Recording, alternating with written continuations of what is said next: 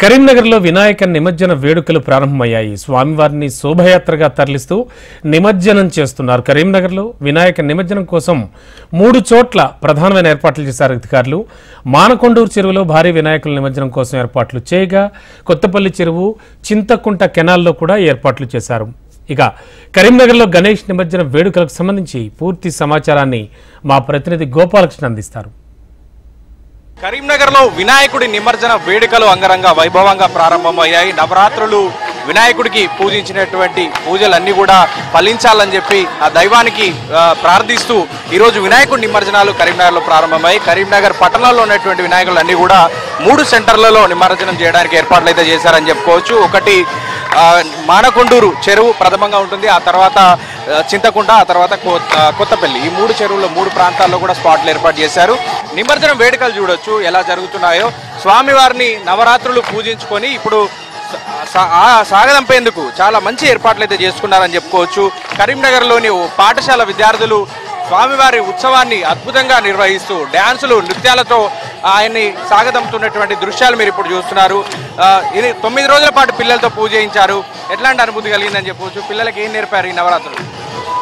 పిల్లలకి అంటే ఎడ్యుకేషన్ అంటే కేవలం పుస్తకాల్లో ఉన్నటువంటి విజ్ఞానం మాత్రం కాదు. మనకు సంబంధించినటువంటి సాంప్రదాయాల్ని వచ్చే తరానికి అందించాలనే ఉద్దేశంతో వినాయక చవితి రోజు మనం ఏ కార్యక్రమం చేసినా విఘ్నేశ్వరుని పూజించి చేయడము మన హిందూ సాంప్రదాయము. అందులో భాగంగా స్కూల్లో వినాయకుడిని నెలకొల్పి 9 రోజులు చాలా చక్కగా పిల్లలందరూ కూడా పూజలు నిర్వహించి, టీచర్స్, పిల్లలందరూ, పేరెంట్స్ అందరూ కూడా చాలా చక్కని భక్తి శ్రద్ధలతో పాల్గొన్నారు. తప్పకుండా పిల్లలందరూ కూడా ఒక దైవం పట్ల భక్తి ఎలా ఉండాలి, భక్తి వల్ల మనకు వచ్చే సత్సంప్రదాయాల గురించి ఇక్కడ నేర్పించడం జరిగింది. ఈరోజు 9 రాత్రుల తర్వాత ఎంతో ప్రేమతో పూజలు చేసి చాలా భక్తితో ఈరోజు నిమజ్జన కార్యక్రమానికి పంపించడం జరుగుతుంది. దేవుడి యొక్క కరుణ కటాక్షం అందరిపైన ఉంది.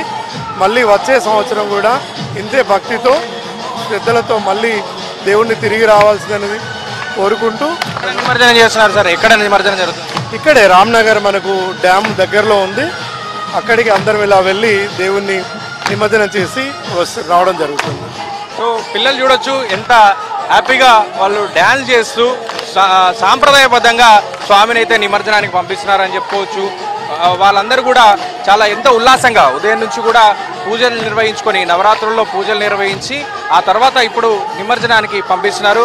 అమ్మ చెప్పండి, 9 రోజులు స్వామికి పూజ చేశారు కదా, ఎలా అనిపించింది? ఇప్పుడు నిమజ్జనానికి తీసుకెళ్తున్నారు, ఇంత గ్రాండ్గా తీసుకెళ్తున్నారు కదా, ప్రిపేర్ అయ్యారు ఇదంతా ముందే?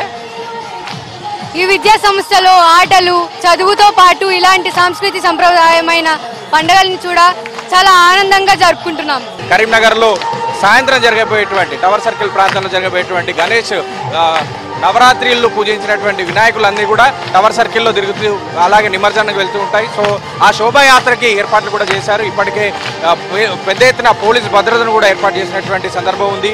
భారీ ఎత్తున క్రేన్లు ఏర్పాటు చేశారు. ఎందుకంటే కరీంనగర్లో అత్యధికంగా 30 ఫీట్లకు పైగా ఉన్నటువంటి వినాయకులు కూడా ఉన్నాయి. సో పెద్ద పెద్ద క్రేన్లను కూడా మానకొండూరు చెరువు సమీపంలో ఏర్పాటు చేశారు. ఇది ఓవరాల్గా కరీంనగర్లో నిమజ్జనానికి సంబంధించినటువంటి ఉత్సవాలు. కెమెరామెన్ రవితో గోపాలకృష్ణ, HM టీవీ, కరీంనగర్ నుంచి.